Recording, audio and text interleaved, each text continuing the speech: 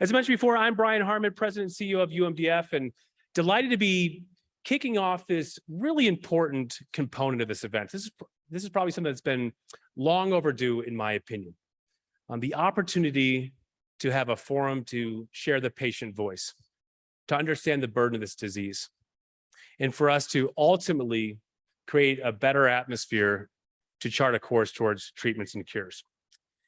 Today's special presentation is a culmination of months of work and planning, and we're so grateful for our panelists today. I'm personally grateful for the courage that it takes to come up here and share your testimonials. So in advance, I'd like to give you my round of applause, so thank you very much. We applaud your courage, your resolve in being with us today. And I hope you all know, and you've gotten this sense over the past couple of days already, that UMDF is focused on advancing research, focused on advancing treatments and ultimately a cure. And to that end, we've gathered this afternoon to do a very important piece of that, is amplifying the patient voice. For those who are truly leading the charge, the patient families we serve. We know that the patient voice is critical to the overall process of advancing therapies. And that's why over the past couple of years, UMDF has taken a concerted effort to elevate the patient voice through our organization.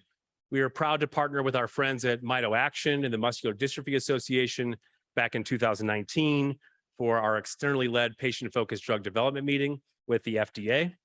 Most recently this year, we had a listening session with the FDA around TK2D, and you can read all of that on our website with our Voice of the Patient reports for both of those events.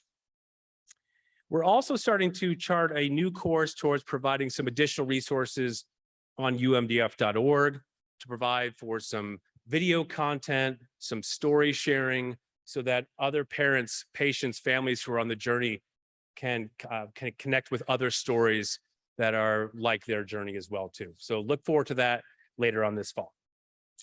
It's now my pleasure to introduce to you today's moderator, someone who knows the patient voice quite well for our organization, who we're very proud to have on staff, works very closely with our patient families to advance these conversations, and work very closely with our panelists today to provide these wonderful testimonials. Ms. Margaret Moore. Thanks, Margaret.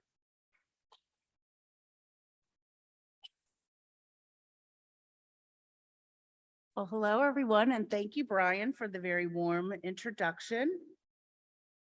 And getting started, I kind of want to talk about this group. In this group, we have parents of children that are impacted by mitochondrial disease, and adults affected by mitochondrial disease, and researchers affected by mitochondrial or work in mitochondrial disease space.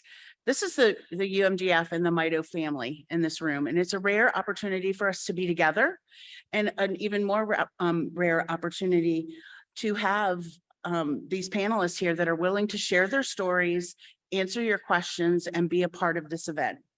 So without further ado, I am going to get started.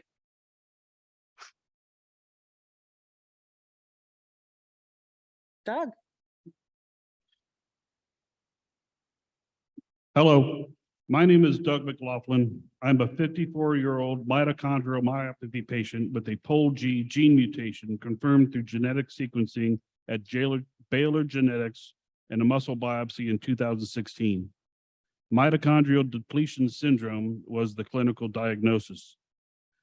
My Mito symptoms started long before I was diagnosed when I was 10. It wasn't until the symptoms began stacking up in my 30s that I began to questioning everything and started researching on my own. The continuous infections, along with endocrine, gastric, autonomic, and neurological symptoms, compelled me to ask more questions, which led to more specialists. My fourth urologist said, "I think I have someone that can help."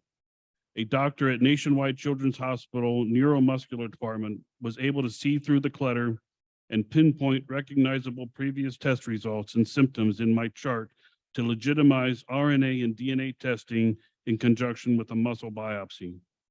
After 14 years, we had the answer to the source of all the strange symptoms.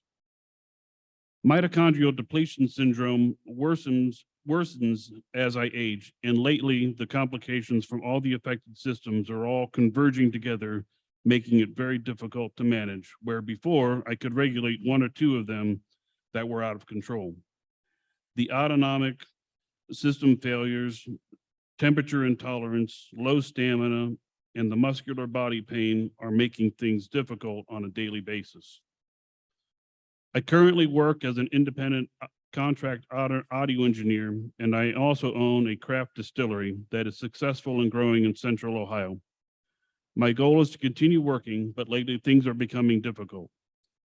I see 10 doctors, but it seems as though it is an exercise in logging my symptoms and complaints and watching my decline with no real solutions. I'm hoping that there will be a breakthrough treatment that will help. Thank you, Doug.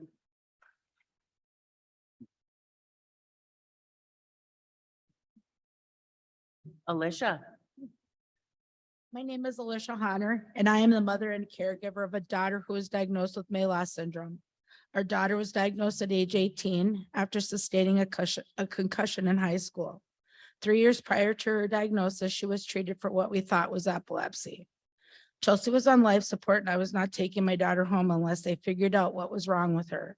My persistence and background as a PCA helped her neurologist put the pieces together. He ordered a muscle biopsy and immediately started her on the Mito cocktail for May syndrome.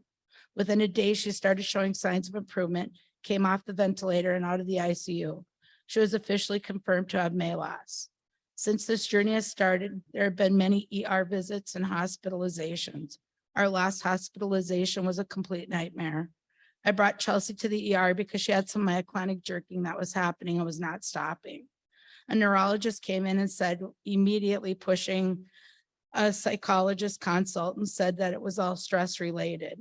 It made Chelsea feel horrible and she got very upset, which then set me off, and I called her neurologist and explained what was happening. It's pretty sad that I, as a parent, have the personal phone number for a doctor and have to call and get some help. He came to visit Chelsea when he got back in town, and asked her if she knew what a difference between a psychologist and a neurologist was. He explained that a psychologist deals with the software of the brain and a neurologist deals with the hardware of the brain, and that what was happening to her was not a software problem, it was a hardware problem. She did not need a psychologist. The following symptoms of Chelsea's May are: she tires easily. After an outing, she must nap. Depending on the outing or activity, she'll sleep 2 to 4 hours. Her muscle strength gets depleted very fast. She has myoclonic jerking after wheeling herself in her wheelchair on long outings, or if she walks too long, she will fall a lot more often. Her cognitive function is very frustrating for her. She knows what she wants to do, but can't get her brain to do it. The medication side is extremely expensive, and insurance, Medicare, Medicaid will not cover it because it can be purchased over the counter. Most of the Mito cocktail is not covered, even with a letter of medical necessity. Chelsea now takes 40 1,000 milligram tablets of arginine a day because she has a severe deficiency and it still isn't covered. Insurance doesn't have an issue paying for hospitalization, ambulance, or airlift. Sorry. Intubation, MRI, 3-day infusion of arginine, a possible ICU stay or ER. But they do have a problem paying for a cocktail that keeps our patients home and stable for the most part. What I would love to see in the future medication is that, number one, it's covered by insurance, and number two, a huge decrease in the amount frequency of the supplements that are used to help keep symptoms under control. Thank you, Alicia.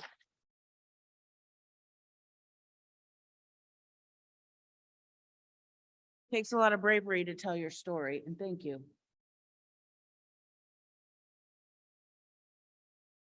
Laurie.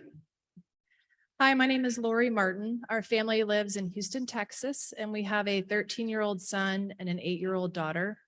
Both of our children fill our lives with joy, chaos, and humor. At the age of 2, our son Will was diagnosed with Leigh syndrome, the mtDNA mutation 9176TC. Our lives were turned upside down and inside out, and even now, 11 years later, This diagnosis just takes my breath away and crushes my whole soul. Due to the brain damage from Lee syndrome, Will struggles to maintain body balance. He has weekly physical, occupational, and speech therapy to help strengthen his muscles and learn safe ways to move his body. He has worn leg braces since he was 18 months old. His ataxia and gross motor skills have continued to decline to the point of a very scary fall, which required 9 stitches in his forehead. Will's GI system doesn't work well, resulting in constipation, and he takes a cap of Miralax daily with a probiotic. Will has been enrolled in the EPI 743 drug trial now for 11 years. We noticed some minor but very positive changes after starting the drug. We believe and hope that it has helped fine-tune his abilities and slow the disease, but we do not know for sure. Will's central nervous system is also affected. He lacks the proper fight or flight response and has extreme worry over a variety of seemingly normal issues. So he is on 100 milligrams of Zoloft daily. He is unable to cool his body, and living in Houston, Texas, that's a bit of a problem. We do use a cooling vest to help for short periods of time while outside in the heat. His immune system doesn't work the same way as others, leaving him immunocompromised. With the use of Hizentra, a weekly sub-Q infusion, he is able to safely attend a special school, birthday parties, and is even in a community service social club with his peers. The downside of the infusion is that it takes nearly 3 hours to complete, where Will is confined to the couch. Every weekend for the past 8 years, that's more than 800 times, he's been stuck with a needle and more than 1,200 hours of infusion time. He hates the needles. He hates sitting there, and every week he lets me know that. Thankfully, we can pass the time by watching some of his favorite things, primarily sports. I just wish that instead of sitting there with needles in his legs, watching his favorite team, the Houston Astros, play, he was at the game, or even better, playing in a little league with his friends. Will's body and brain did not have the time to wait for a cure. An ideal treatment would improve his balance, remove the need for a wheelchair. This would give Will a chance to lead a more normal, independent life. Instead of having an adult wipe his bottom or give him a bath or cut up his food, he could do it. Maybe he could even play baseball instead of just watching it. Thank you. Thank you, Laurie. Jackie. Hi, my name is Jackie Light, and I'm the proud mom of 2 sons. My oldest, Jared, is diagnosed with Mito. When Jared was 9, what should have been a simple visit to evaluate for eyeglasses turned into a nightmare. The ophthalmologist noted his eyelids were drooping and recommended that we see a neuro-ophthalmologist. Although Jared had several medical problems at this point, GERD, oral dysphagia, failure to thrive, growth hormone deficiency, exercise intolerance, just to name a few, this visit was the start of Jared's Mito journey. So we were very lucky that we lived near CHOP because the neurologist there immediately suspected Mito. We were referred to a Mito specialist while we waited for the results of his muscle biopsy and were diagnosed in less than a year. I had Googled Mito, so I was not surprised when they explained that he had Cairns-Sayre syndrome, or KSS. KSS is caused by a single large-scale deletion in the mitochondrial DNA. I had always asked, how could one child have so many medical problems? And I was always told they were unrelated. But now all of his previous medical problems made sense. They were all caused by KSS.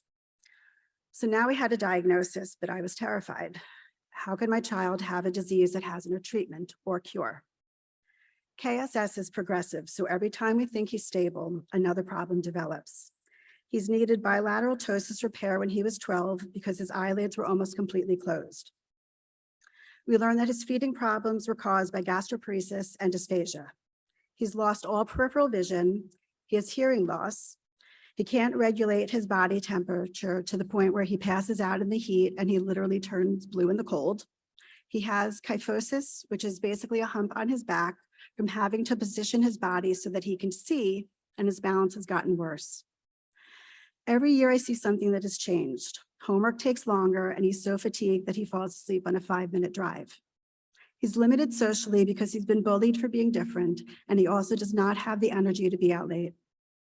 He doesn't do many extracurricular activities because with his vision, it takes him a long time to complete his homework. He literally has to move his head back and forth in order to have a full visual field. His newest issue is early signs of heart block. This means that a pacemaker will most likely be needed soon. Jared is constantly monitored by at least 5 specialists to treat and to be proactive.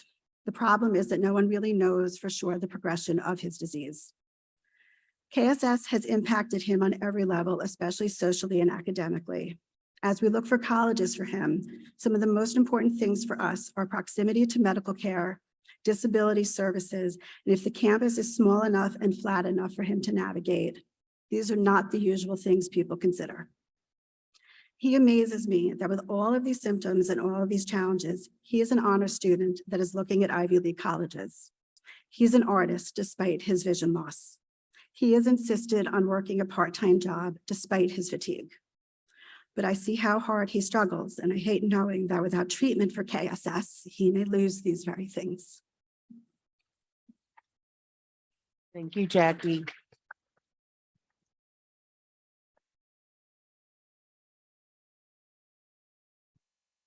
Paul? My name is Paul Laurie. I'm 59 and I live in the San Francisco Bay Area. I'm connected to the Mito community because 3.5 years ago, I became affected with Leber's hereditary optic neuropathy, or LHON. I was legally blind 4 months after my initial symptoms, and I continued to lose more vision for another 6 months. As panel members, we were asked to tell our stories by reading statements we prepared. I'll demonstrate one of the ways I read now, letting access technology continue with my story. People affected with LHON, including me, can have other symptoms besides impaired vision. For me, this includes balance problems, episodes of hand and leg muscle tremors during exercise or exertion, and neuromuscular pain on my right side. I was referred to a neuro-ophthalmologist at Stanford and placed in a clinical drug trial. To remain in the trial, genetic testing was required to confirm I had one of the 3 most common, primary mitochondrial DNA pathogenic variants for LHON, but I did not, and I was removed from the trial. It took 18 months to get another molecular DNA test to confirm LHON. It showed I have a rare pathogenic variant, 4171, on the ND1 gene. I am an atypical LHON patient because of my age at onset, but my neuro-ophthalmologist believed it was LHON due to my symptoms and family history. When I was 10, my mother was diagnosed with MS after vision loss with other debilitating neurological symptoms. Today, she'd likely be diagnosed with LHON+. My mother spontaneously recovered from her vision loss, but her neurological issues and poor health persisted for the remainder of her life. She learned about LHON shortly before she died, when my then 17-year-old cousin was diagnosed with LHON. I have Charles Bonnet syndrome.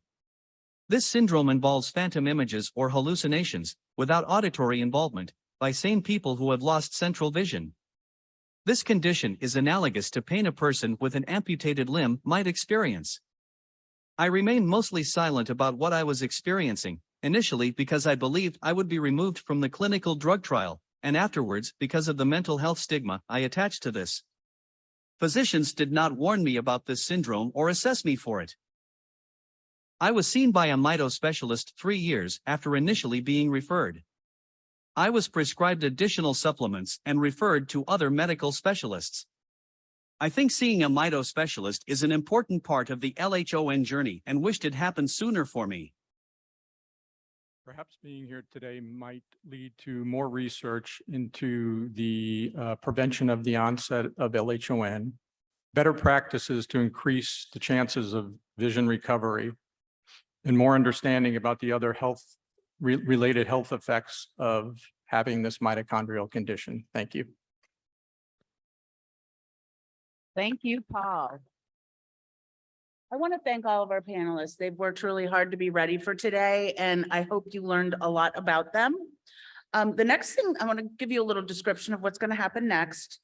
We will be moving into some polling surrounding symptoms and burdens of the disease. But before we get to that, or while we're doing that, I want to see if anyone in the audience has any questions for our panelists after hearing their stories. Anyone off right here at the beginning? Oh, there's someone over here. Got it.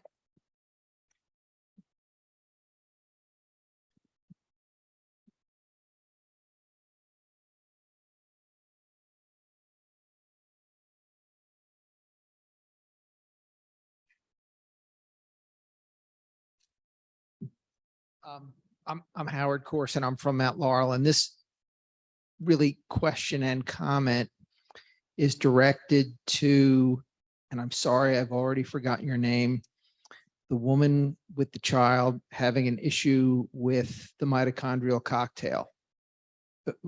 Your name is Alicia. Alicia.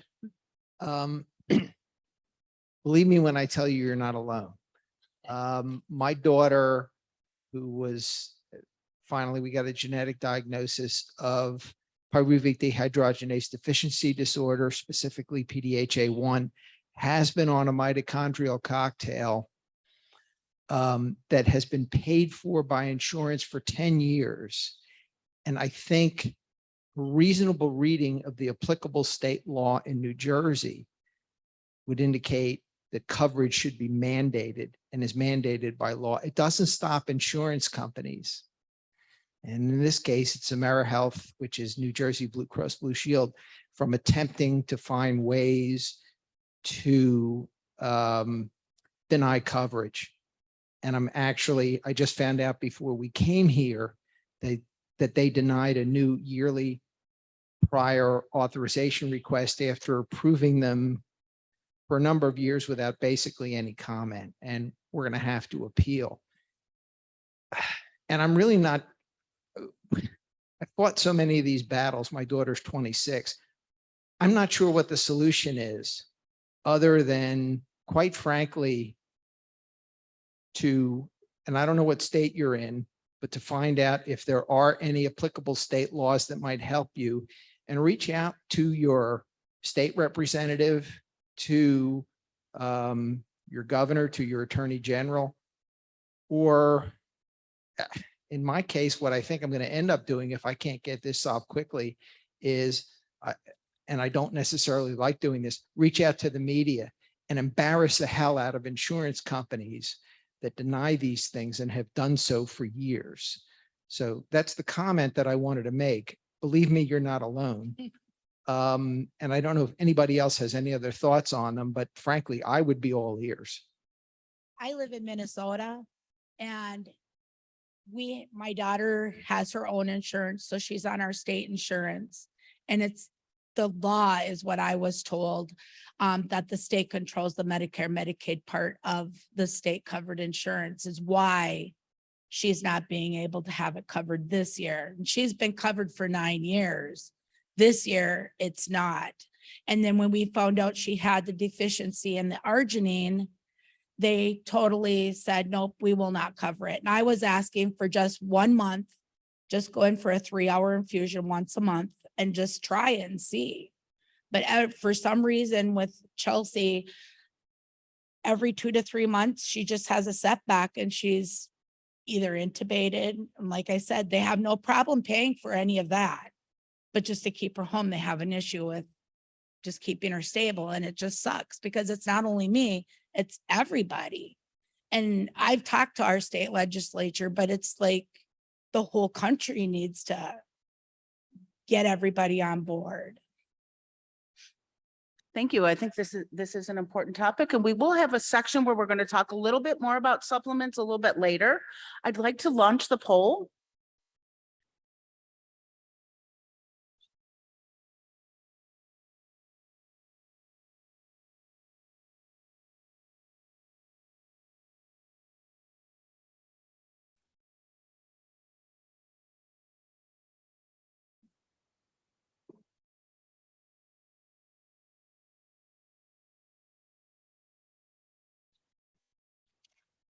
There are 2 questions here, so go ahead and fill them out.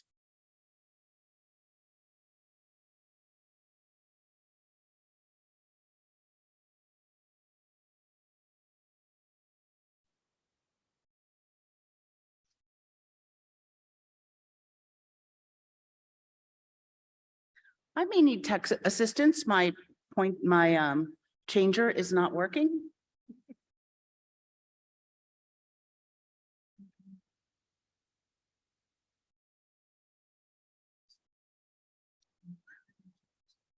It's not that, it's the changer. It's the green one. It doesn't work. Oh, now it's work.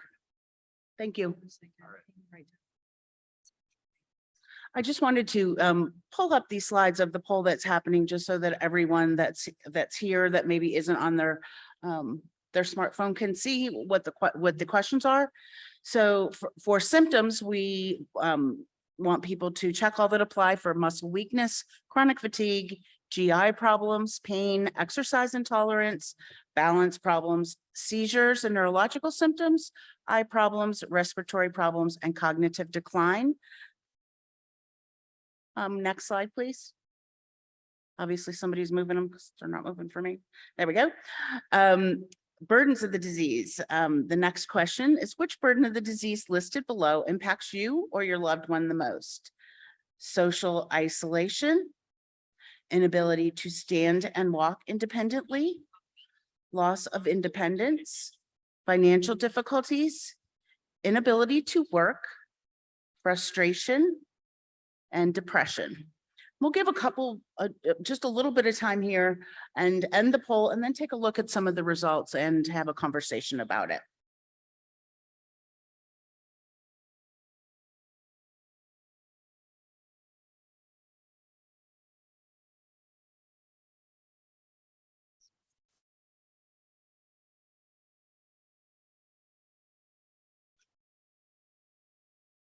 All right, for poll, let's take a look at the first of the two.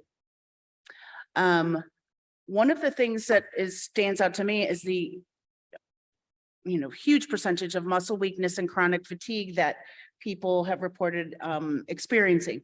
Anyone on our panel feel like either of those things, of muscle weakness or chronic fatigue, are part of your everyday life and want to kind of expand on that a little bit? I saw you two both nod your head.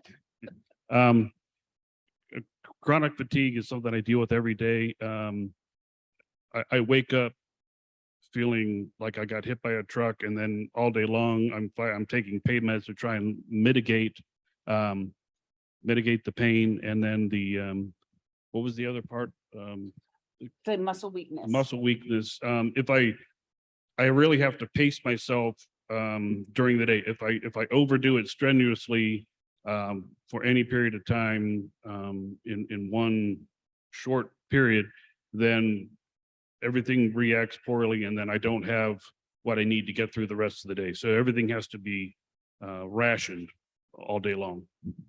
Energy conservation. All right, let's move down and take a look at the second poll question.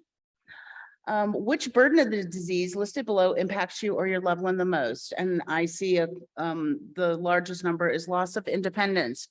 Do any of our panelists want to talk about the loss of independence and how it's impacted you? I see Jackie has her hand up. For me, that's an interesting one right now. So my son is 17. Independence is a huge issue. Most of his friends right now have learned to drive. They all have their driver's license. He can't drive. His vision isn't strong enough. His muscles, his reflexes, they're not strong enough. So he's really struggling right now. And so are we, on how to help him be independent. How can he go to work? How can he go to school? How can he feel equal to his peers when really he is so dependent right now? Just simply with my being here, trying to figure out who is picking him up from school today, because my husband couldn't get home from work. And if Jared could drive, this wouldn't be an issue. So for him, he really is struggling right now with what does it mean to be independent as a young adult.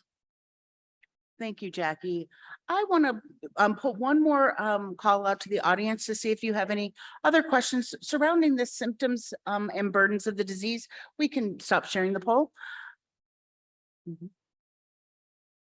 Anybody have any questions for our panelists? If not, let's oh, we got one.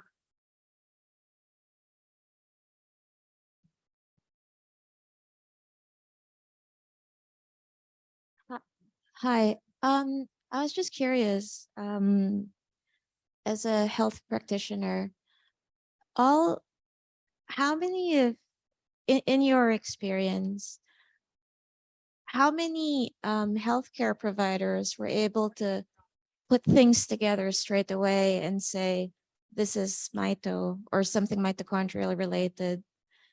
And if not, did you find a lot of barriers with the healthcare professionals you were dealing with just because your symptoms were being dismissed? I think I have a way that I'd like to approach this question. I think I could probably answer for all of you that you didn't get a diagnosis like that. So I want to ask each of you how long it took you to get a diagnosis. Jackie, I think you were the fastest. So I was actually probably the one of the more interesting. We were at CHOP, so we almost immediately got our Mito diagnosis. Where we've run into trouble is nobody knows what Mito is or what KSS is.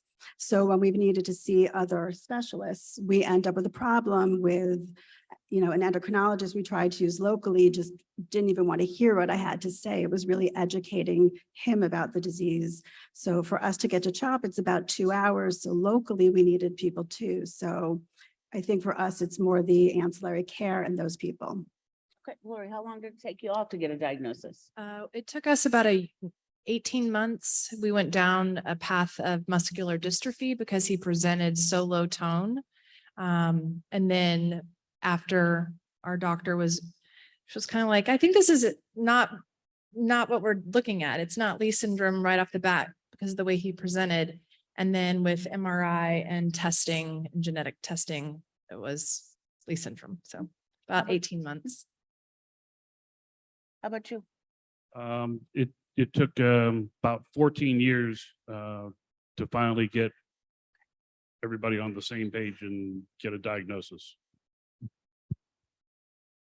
We're going to have to move on, but so let's make it quick, but I do want you both to share your timeline because I think you'll see a lot of diversity. Chelsea was 3 years with the epilepsy, and then it was about a month after we got the muscle biopsy that we found out she had MELAS. Yeah, because of my family history, my diagnosis that was actually pretty quick, but the initial ophthalmologist I saw did not believe that a 56-year-old person could have LHON after that person Googled it and to become, refamiliarize themselves with the condition. So it was when I got to the neuro-ophthalmologist, it was pretty clear that based on family history, even without any type of genetic testing yet, that it was probably LHON. And I had a lot of other tests and including MRIs done to rule out some of the other things it could possibly be that was causing my central vision to be impacted in one eye. And so I hope that answered your question with a lot more questions. I think there is diversity in the way our families have received their diagnosis. And I think there are many challenges and barriers that get in the way of getting a diagnosis. And at the UMDF, it's definitely one of the pieces of our mission to try to help people get there a little bit quicker. So the next thing we're going to move on to is current treatments. So we have another poll that we're going to start. This is a 3-part poll. So there are 3 questions about what are people doing? What are they taking? So could I please get to question 1? Thank you. Question 1. There you go. And start poll. So current treatments, here's the questions we're going to be posing. What prescription medications do you take now to treat symptoms? Pain medicines, heart medicine, seizure medicine, antidepressants, or anti-anxiety medications, muscle relaxants, IVIG, diabetes medicines, or experimental medicines as part of a clinical trial. Next slide.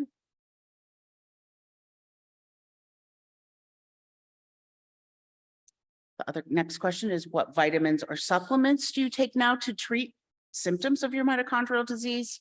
CoQ10, carnitine, riboflavin, creatine, vitamin E, alpha lipoic acid, vitamin B3, nicotinamide or niacin, idebenone or arginine. Next slide.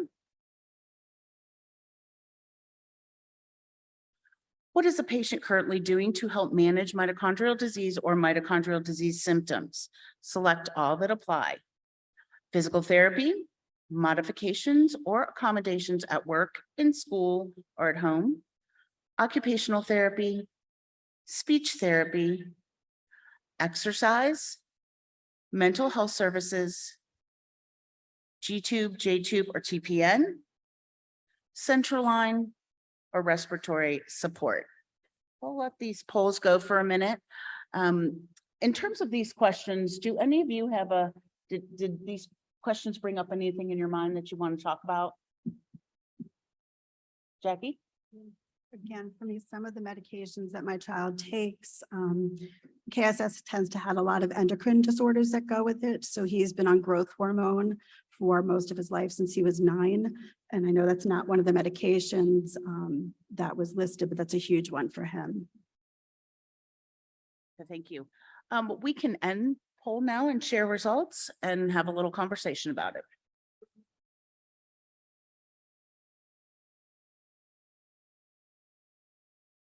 Okay, so in terms of prescription medications, we see that we have a lot of our patient community that utilizes pain medicines. Heart medicines are kind of next. Antidepressants or anti-anxiety medicines are also on the higher end. Do any of our panelists have any comments you'd like to make on those prescription medications? The list seemed kind of short, based on everything that I take. I take 3 different antibiotics continuously to keep infections down. And I take 30 things a day just to keep everything controlled. So it's a little out of control. Yes. Can we look at the second? Number 2, what vitamins or supplements? Well, everybody takes CoQ10 pretty much, 79%. Panel, raise your hand if you take CoQ10. Or if your loved one does. Okay. Ours can't because of the trial. Carnosine's another one. I want to pose some questions to the audience. Anyone have any questions about either of these two? I'm actually going to go to the Q&A. We have some questions here. Let me get out of there. I'm surprised that you didn't include asking about marijuana. I'm pardon. You didn't ask about marijuana or any cannabinoids. A lot of patients do use a variety of products for that purpose. They do. And this list was not exhaustive. This was the ones that were deemed the most used by the most. Let me see. Oh, I guess we'll go on to the, pardon me? Anybody else? Any other questions? I want to go on to the treatment, the third one. So, okay, there we go. We have a couple questions about physical therapy. So I want to launch into this one. Physical therapy and modifications are high, as is exercise. Oh, okay. Here's a question for the panel.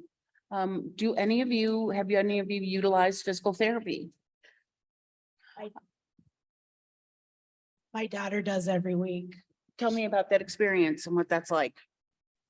Well, she'll go in and they mostly work on her core and balance because of the stroke-like episodes. So she has a lot of balance issues. She works pretty hard at it, but then after she's done with physical therapy, to go home, she's asleep. She sleeps for 4 hours. It's just taxed her. So, So you do it for strengthening? Yep. And you feel like it's a beneficial treatment? yeah, it's very beneficial for her. She's been doing it for 2 years. She also does occupational therapy too, helps a lot with the cognitive part. She does that every week. And a lot of that also makes her tired. And the way I describe that is for the quote unquote normal person, you just see everything, you do everything, you just go about your day. But for a person like Chelsea who has MELAS, her brain cannot function past just walking in the door. She has to, how we can see everything and our perception, and it's the noise, it's the lights, it's the people moving. She has to watch all of that, and it's emotionally just taxing to her. So she tires her out a lot. Well, thank you. I think that's been very helpful to the person that asked the question on Q&A. We're going to move on to next slide.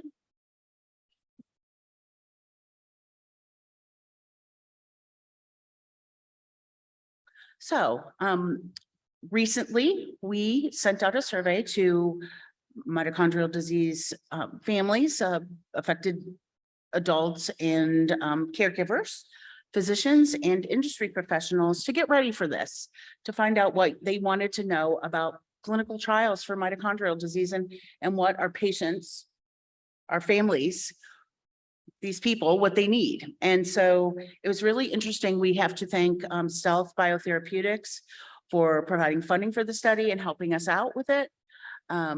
Bruno and Ridgeway hosted these surveys, and I'm going to talk a little bit about the survey. You'll hear more about it, I think, in a later session, but there's a little bit I want to share today. And so next slide.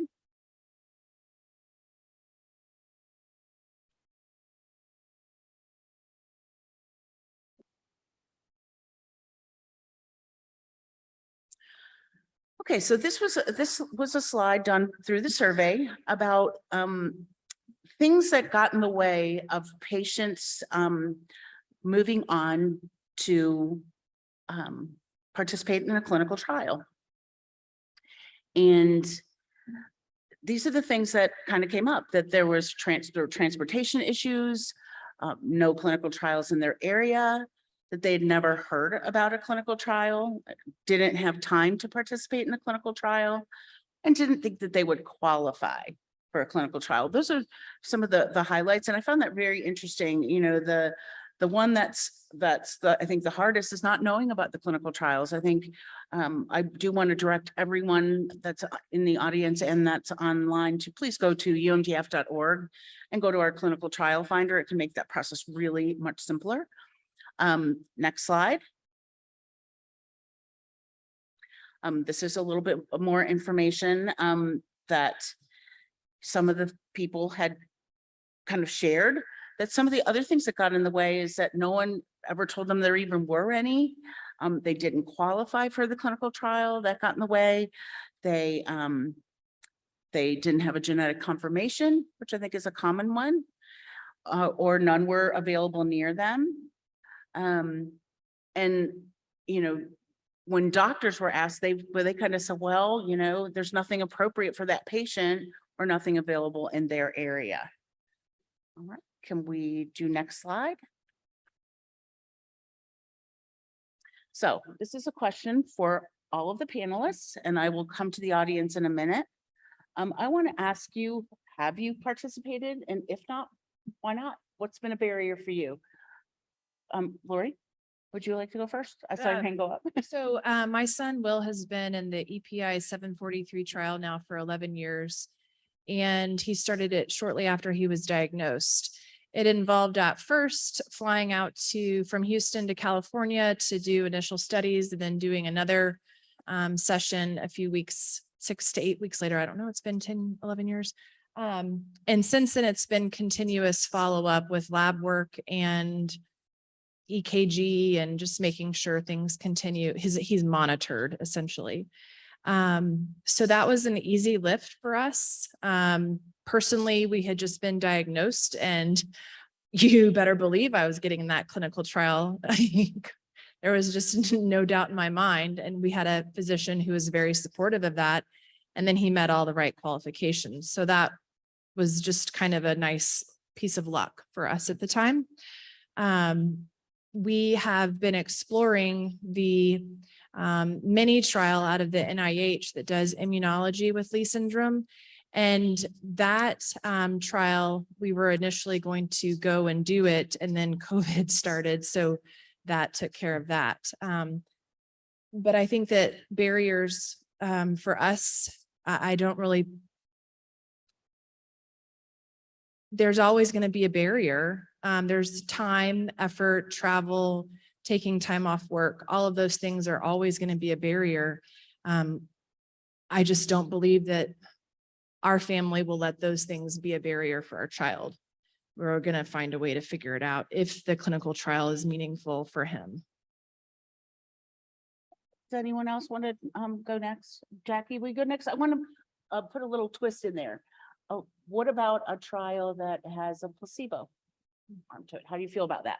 So for what Jared has, he hasn't been old enough yet to do any of the trials, so we haven't had a chance to. We did participate in the mini project over at NIH, and it was wonderful, but it was coming more looking at clinical. There was one trial that was going on, and we would have traveled literally to Israel if we needed to. But his diagnosis, large scale deletions, there are two different diseases that kind of overlap, and he has KSS, so he was not considered appropriate for it. We'd be very open to something had a placebo, just the idea, and I did actually talk with my son about this before I came, not to speak for him, but the idea of knowing that if he could be helping somebody else, so even if he's not getting the medication, but knowing at some point he would, if it's working, that he would have no problem if it was a placebo, knowing that it was going towards research. Placebos are, I mean, it's really, it's just annoying, right? Like to be told you could be getting a placebo and spending all this time and effort. It's just annoying. But I think that what makes it less annoying from a patient perspective is the idea that once you've done, 6 to 8 weeks of whatever it is, that you're going to get the good stuff. And that I think helps get over that hump of a placebo. Do you want to talk next, Paul? Yeah, Tell us a little about I your think- experience. As I mentioned in my statement, I was in a clinical trial for a pharmaceutical product. It was an open label trial, so there was, no placebo patients. I'm personally not familiar whether or not in the LHON community there were placebo controlled or, drug trials or other biologic trials, but I think the biggest barrier that I see from some of the trials that I do know about, that impact the LHON community is that they're limited to the, 3 most common genetic mutations. And I understand that, it's, they've got to try to, it's a rare, rare disease as all mitochondrial conditions are. And they've got to try to get, to the most patients that they can. But there's 3 dozen or, approximately 3 dozen more genetic variants that can cause, somebody to become affected with LHON. And so that limiting aspect of the way some clinical trials are designed is a barrier for those of us in the LHON community. Some of us in the LHON community. How about you, Doug? I've only tried to get into one testing, and then I was knocked out of that because I didn't have the right variant to proceed. And then COVID happened, and I haven't been following it very much. So placebo wise, it would be for me, it would be frustrating, but I don't know. How about you, lady? Yeah, she was on one and we got off of it. We haven't been on another one yet. We're waiting for one. How would you Fingers feel crossed. about a placebo? I don't know. The first one that she was on, we didn't know if she got the placebo or the real thing. So if you don't tell, you don't know. Right. All right, let's move on to the next slide.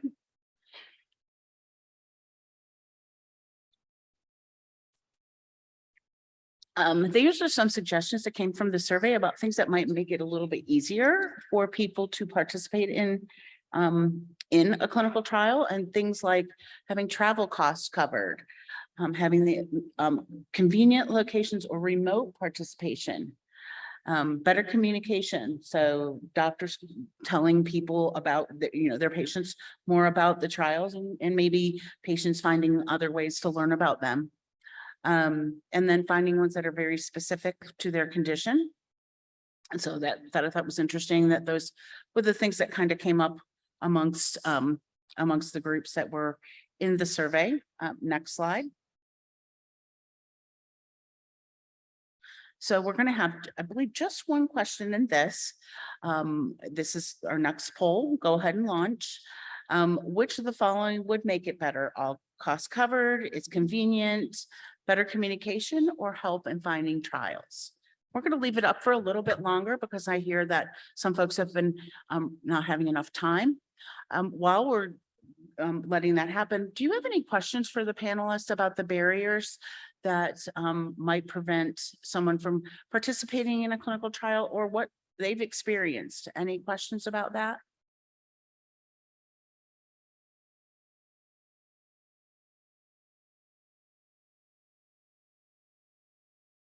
Okay, we'll give it another little bit.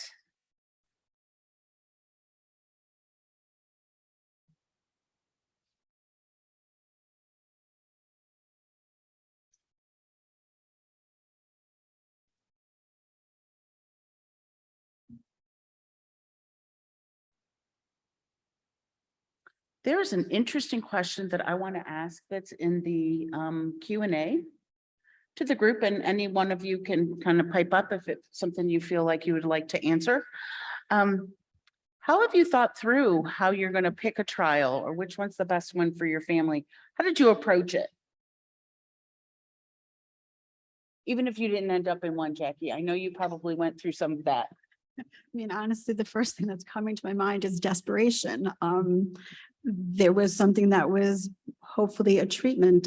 There were children who had the condition related to my sons, and it was looking really promising. And honestly, the thought that I could find anything, something to possibly help my child, I wasn't going to be picky at that point. The mini study we wanted to do because we were aware that they were also aware of a different condition that he had. And again, that idea of putting knowledge, but yeah, I think we would do just about anything if we thought it could help him. Do you have some comments, Laurie? I was just going to add the perspective that while our son has been on this drug trial for 11 years, he can't take CoQ10. It's one of the things you just sign up when you do.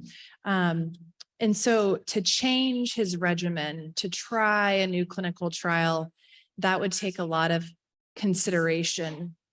So if he was eligible for, XYZ trial, but he had to come off something he's been on for 11 years, that would require a lot of thought.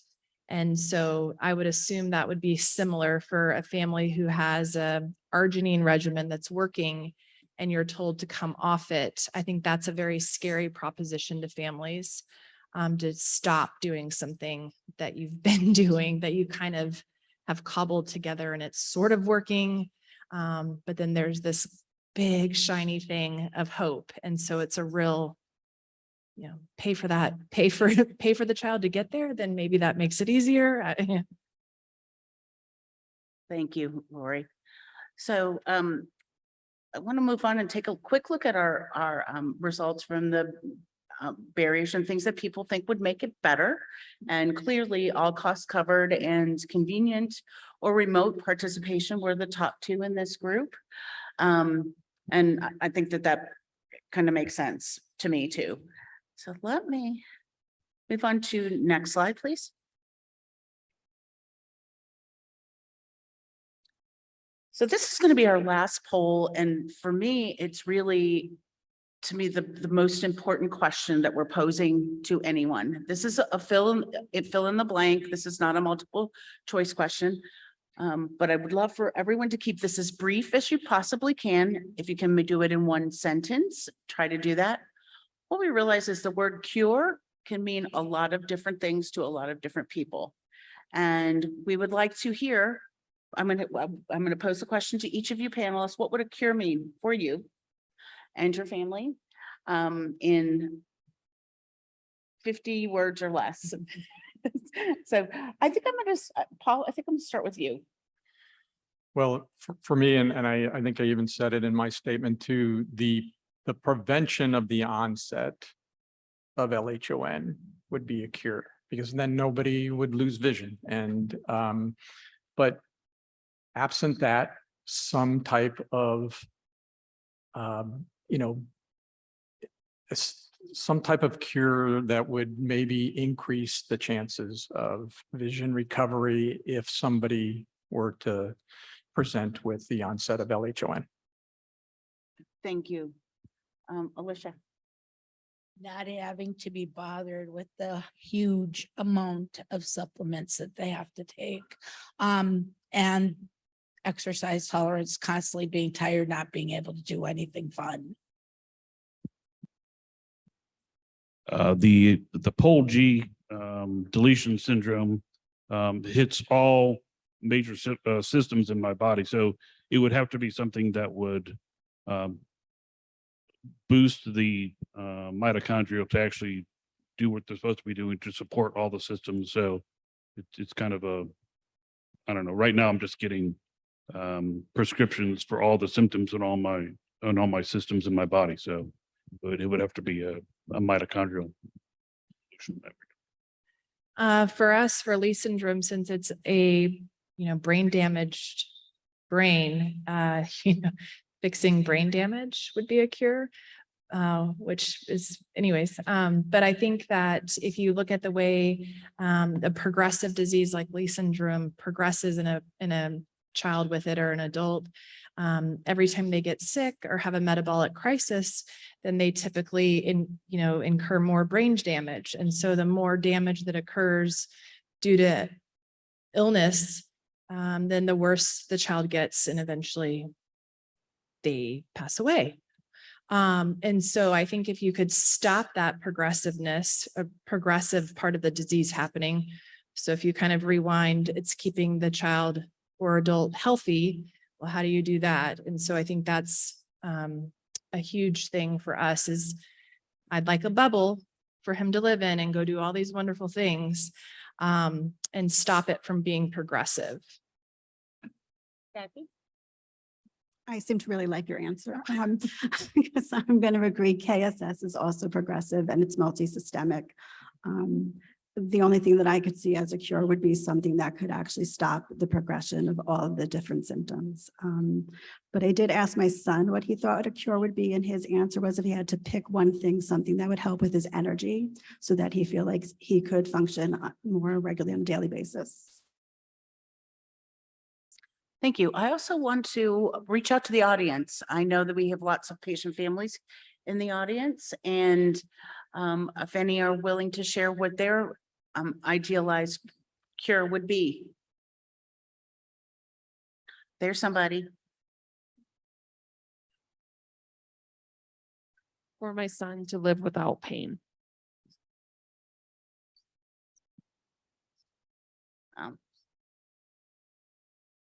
important. I think quality of life is a really important consideration with Mito, particularly as I'm speaking as a parent caregiver.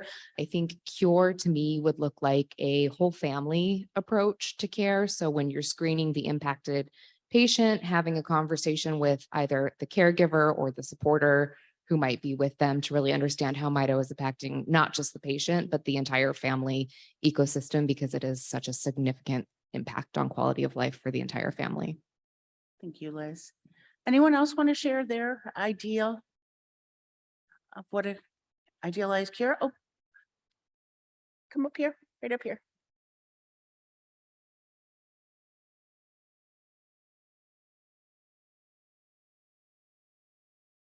I would echo some of what Paul said earlier.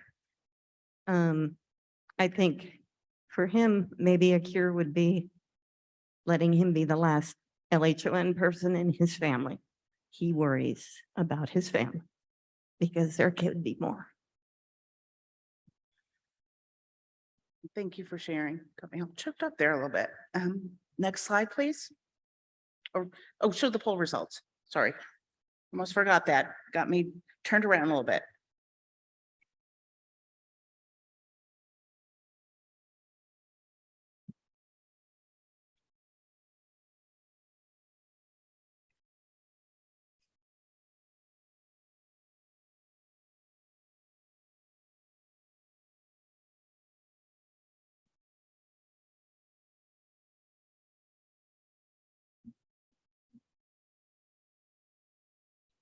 You click view details, please.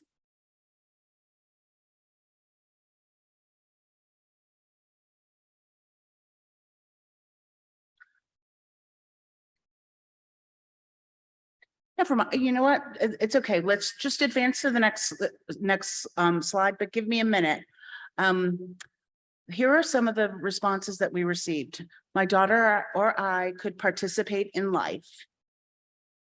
The next one, to me, a cure would mean being symptom-free with help of a medication treatment, something that prevents progression. For my affected child, for lifelong living, for others, no one else in their family affected. Not being scared, hypervigilant, obsessively planning for all scenarios all the time.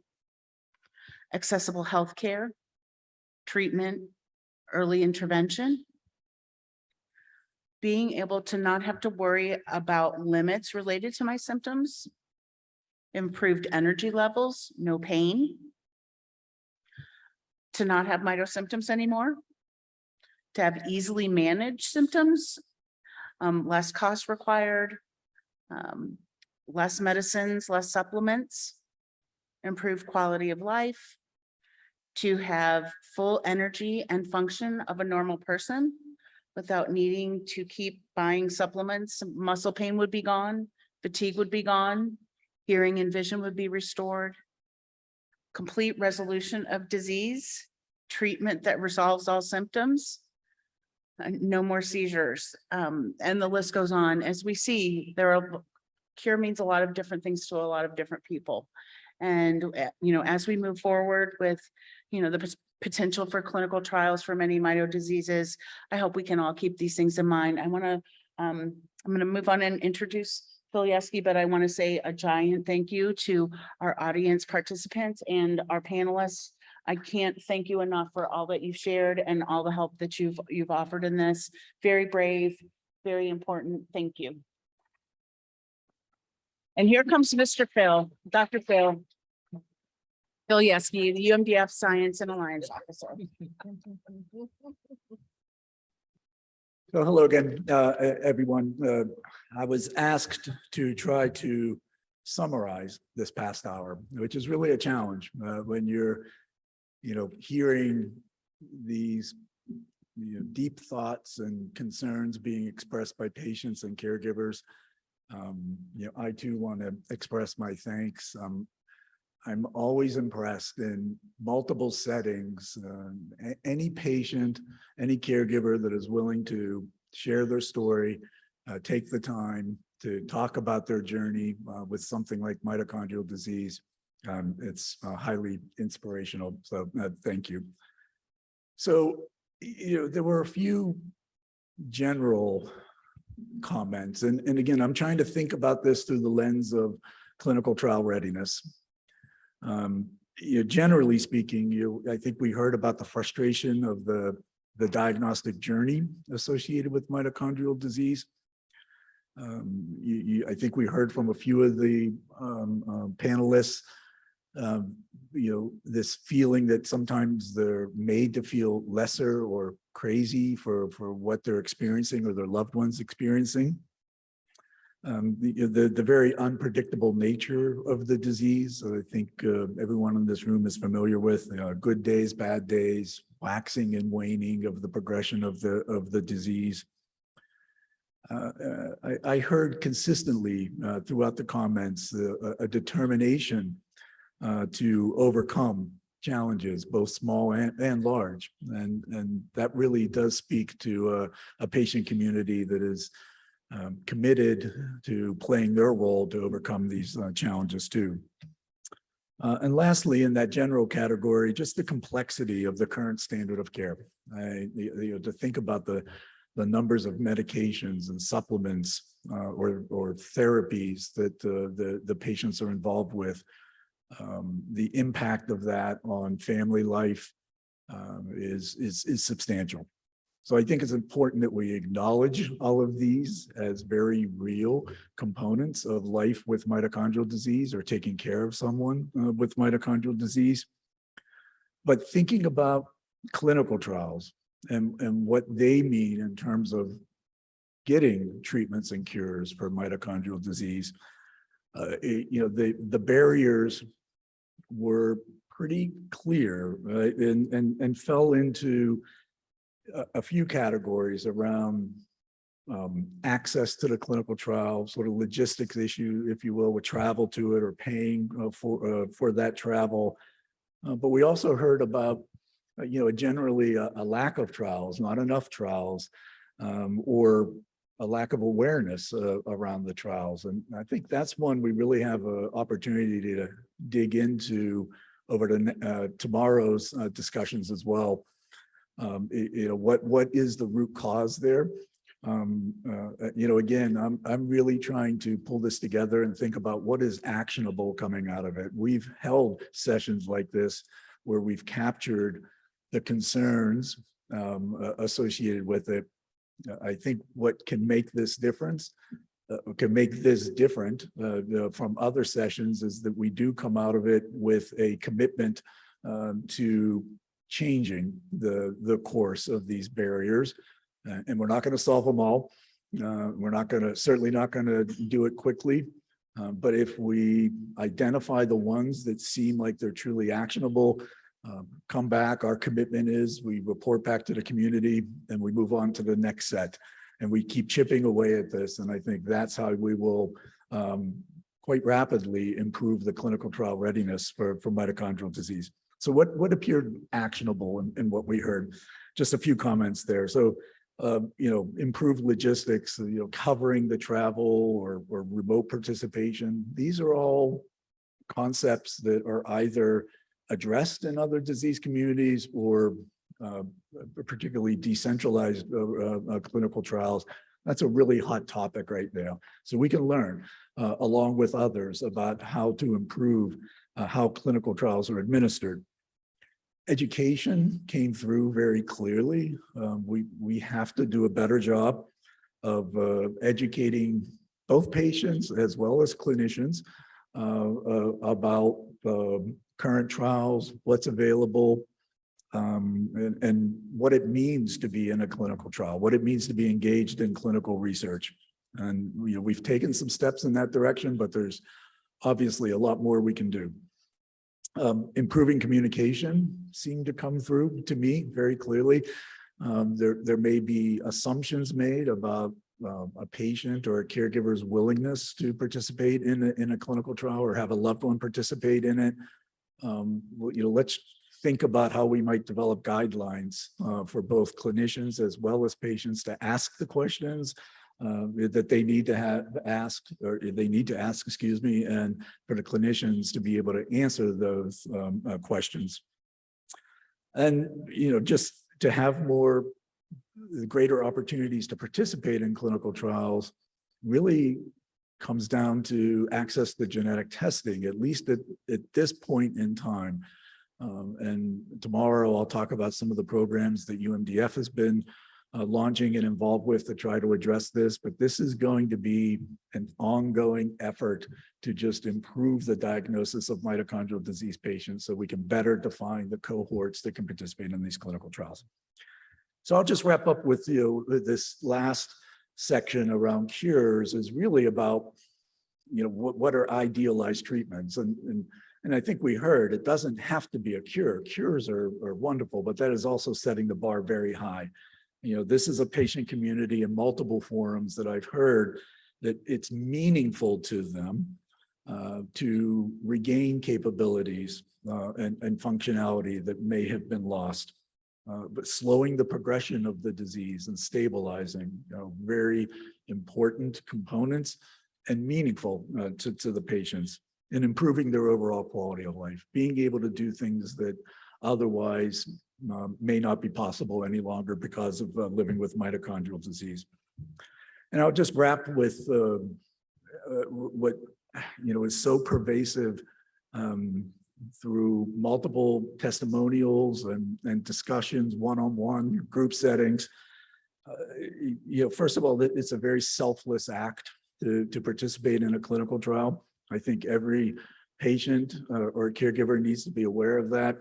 You may not benefit from it directly, but it's knowing that your participation does have benefit for others, so that they may not have to go through what you're experiencing. So I just want to again thank the panel on that front and for sharing with us. We're going to wrap this session for today. Good. Then otherwise, thank you everybody for being here today, and we do look forward to seeing you tomorrow morning, where we keep moving forward with the program. Have a good night.